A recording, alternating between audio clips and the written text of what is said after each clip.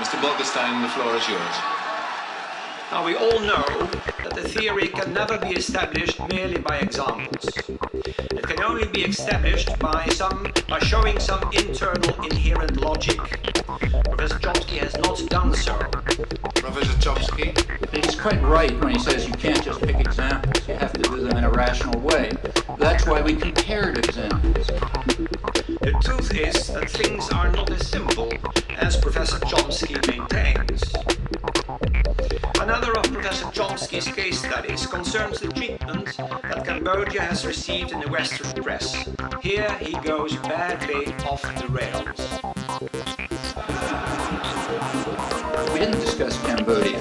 We compared Cambodia with East Timor, two very closely paired examples. And we gave approximately 300 pages of detail covering this in political economy and human rights, including a reference to every article we could discover about Cambodia.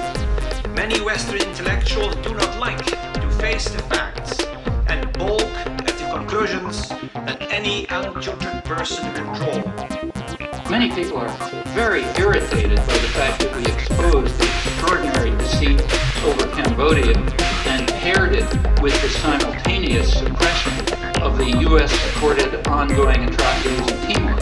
People don't like that. That's one thing, we were challenging the right to lie in defense of the state. For another thing, we were exposing the apologetics and support for actual ongoing atrocities. That doesn't make you popular.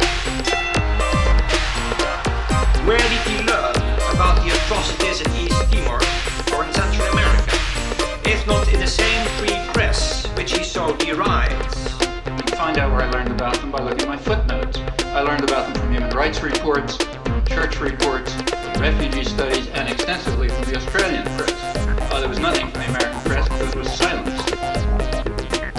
Chairman, this is an attempt at intellectual intimidation. These are the ways of the bully. Professor Chomsky uses the oldest debating trick on record. He erects a man of straw and proceeds to hack away at him. Professor Chomsky calls this the manufacture of consent.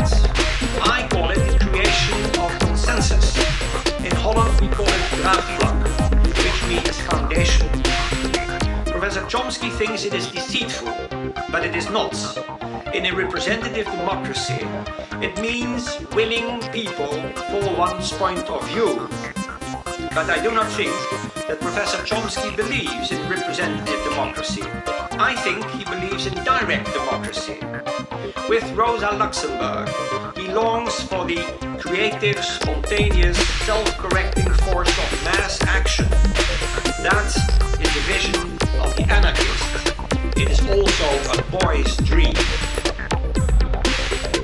Those who believe in democracy and freedom have a serious task ahead of them. What they should be doing, in my view, is dedicating their efforts to helping the despised common people to struggle for their rights and to realize the democratic goals that constantly surface throughout history.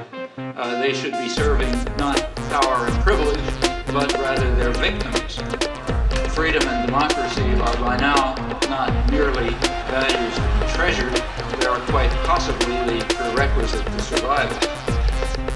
It's a conspiracy theory, pure and simple. It is not borne out of facts. One thing is sure, that consent has not been manufactured tonight. There is nothing more remote from what I'm discussing, or what we have been discussing, than a conspiracy theory. If I give an analysis of, say, the economic system, and I point out that General Motors tries to maximize profit and market share, that's not a conspiracy theory. That's an institutional analysis. It has nothing to do with conspiracies. And that's precisely the sense in which we're talking about the media.